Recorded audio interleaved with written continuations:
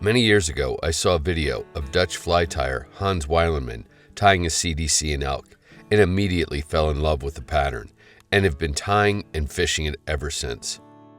To me, what makes the CDC and elk unique are the long CDC fibers that sit on top of and move in the water's surface film, therefore adding life to the fly.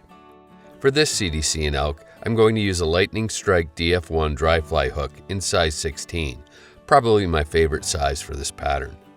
After getting the hook firmly secured in the jaws of my tying vise, I load a bobbin with a spool of Semperfli Classic Wax 12/0 in tan. It's strong, super grippy, and very thin. Begin by getting the thread started at about the midpoint of the hook shank. After taking a few wraps rearward, snip off the excess tag. Continue taking thread wraps until your thread hangs at the start of the hook bend, about halfway between the hook point and the barb. You want to use a long CDC feather for this fly, like on the left, not one of the smaller CDC puffs shown here on the right. Here you can easily see the difference. Once again, use the longer one on the left. Get hold of the feather by its butt end and stroke all the fibers down toward the tip and hold them there to isolate the very tip end. Place the tip on top of the hook shank and take a couple of wraps over top of it. Pull the feather rearward so just the end of the tip is bound down. Pull the forward pointing fibers rearward and take a wrap of tying thread around just the hook shank in front of them. Then continue wrapping over top of them. This procedure helps to ensure the slippery feather can't pull free. Keep taking forward thread wraps up the shank until your thread hangs a little ways back from the hook eye. Using your hackle pliers, get hold of the very butt end of the feather. Start taking touching forward wraps with the feather to form the body of the fly. As you near your tying thread, you'll notice some of the CDC fibers are beginning to stick out from the shank. This is what you want. When you reach your tying thread, use it to anchor the feather's stem, then snip the excess butt end of the feather off close. Stroke all the fibers rearward and take just a few wraps to lightly pin them back. This will complete the body of the fly. Short, fine deer hair is used to form the wing and head. Here I'm using bleached, but the color is up to you.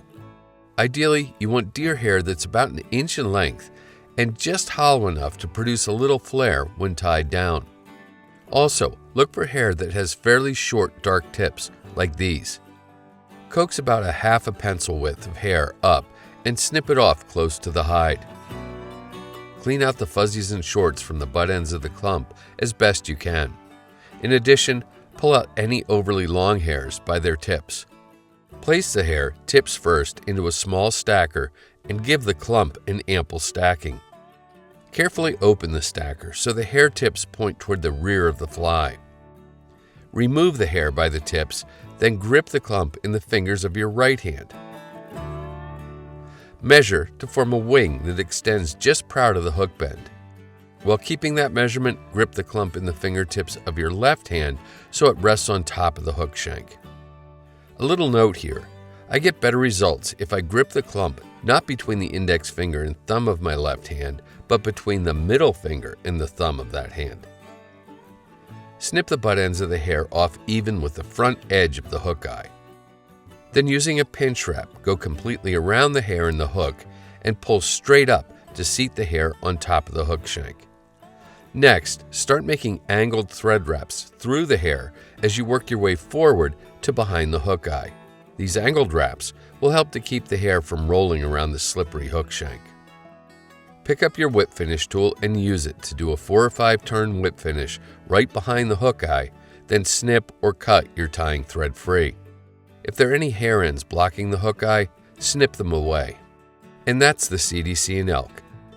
Once again, I believe it's the small little fibers of the CDC that sit on the water's surface and move that make the pattern so effective, while the somewhat hollow deer hair of the head and the wing help the fly to stay afloat over extended drifts. As a whole package, the CDC and elk simply works, and it's the first caddis pattern I reach for whenever winged adults are skittering about.